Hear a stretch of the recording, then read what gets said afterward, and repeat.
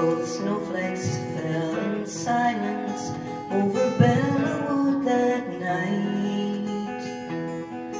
For a Christmas truce had been declared on both sides of the fight. As we lay there in our trenches, the silence broke in two by a German soldier singing a song that we all knew. Though I did not know the language, the song was Silent Night.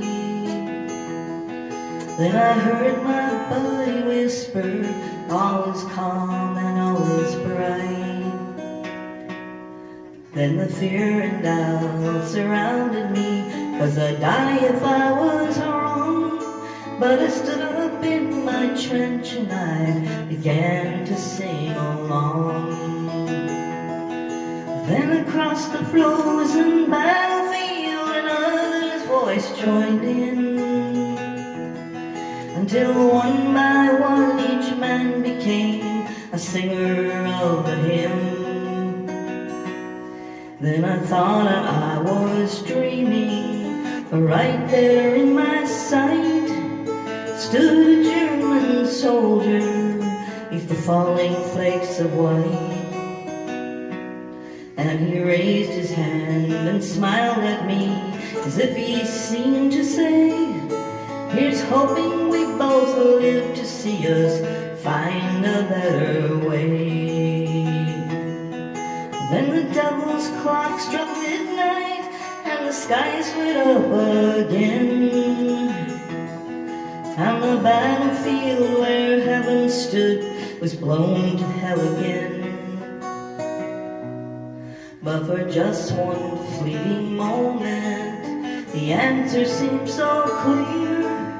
Heaven's not above the clouds, it's just beyond the fear.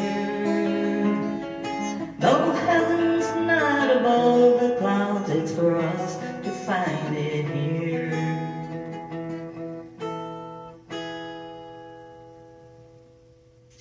And that's the truth. That is a true story. And it's a very touching, moving story. When I was living in Florida many, many years ago, and I had this cassette tape, because I didn't have any CDs yet. CDs were just starting to come around. And so I learned the song, and I called my dad. My mother answered the phone, and I just asked if I could talk to him. I didn't want to talk to her about this.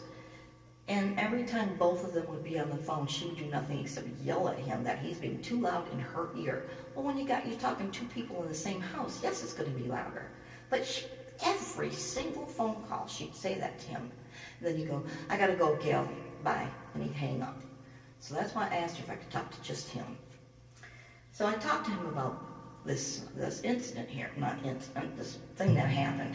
And he knew all about it, because he was in World War II, and he was in France and Italy, and then one other country, which I cannot remember. But he was very, very well apprised of the story. And so he talked about it a little bit.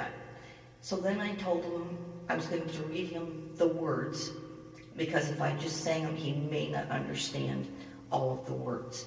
So I read him the words first, and then I told him, okay, I'm going to sing it now. So I sang it for him, and I picked the phone back up, and I said, so what'd you think? Dead silence, and I'm like, oh, crap. I hung up the phone with my knee, because it was balanced precariously to catch both my voice and my guitar. And no, it wasn't cell phones. No, we didn't have those yet. So I went, hello, hello, I'm here. And I'm like, oh, I thought I hung up on you. I said, pretty cool song, isn't it? Dead silence again. I'm like, well, what the hell's going on? I said, are you there? You there? He said, yeah, I'm here. And I said, oh, okay. Well, isn't that a cool song? And he went, yeah, it is. And he was crying. He was crying. He said that brought back a lot of very vivid memories for him. And I said, well, I didn't want it to be a downer. I wanted it to, you to hear it, to see if, you could relate to it. And he said, oh, very much so. And I said to him, I gotta ask you something. When you were in the war, did you ever have to kill anybody? And he said, no, thank God I did not have to kill one person. Because if I was face to face with someone, I could not shoot them. He said, I would have had to die because I could not shoot another person. Even in war, I couldn't do it. And he said, and I thank God to this day that he put me in a situation where I was not required to do that. He had worked for the phone company when he got drafted. So they put him in communications where they had to run the lines up ahead and get the phone established for the troops to come up to and be in contact with either a troop that's behind them or ahead of them or whatever. But apparently he was really fit for that job. And when he returned back after the war, he went right back to work at the Michigan Phone Company. Back in the day, all the states pretty much named the phone company after their state. You know, like Massachusetts, Bell and something or other. This was just Michigan Bell. So it was a very tender moment between the two of us without somebody in the house butting in. And I'm glad I have that memory. I really am. So I didn't run across this song. Last night, upon recording a different Garth Brooks song, this one popped into my mind and I remembered how much I loved the song and enjoyed playing it. So I ran in here and my date is up against the clock, so I wrote the words down as quickly as possible. And look how many there are. It goes from here all the way down, and then to finish the song off, I had to come back up here and write the ending way up there. That's a lot of words. So anyway, I hope y'all enjoyed that as much as I enjoyed playing it and singing it. It's a beautiful song. It really is. And to know that's a true story makes it even more special. Oh, and in case you're wondering why I'm dressed like this, it's 39 degrees outside here in Michigan right now. So, yeah, no shorts for me. It's keeping warm time. It's crazy weather. I hate it here.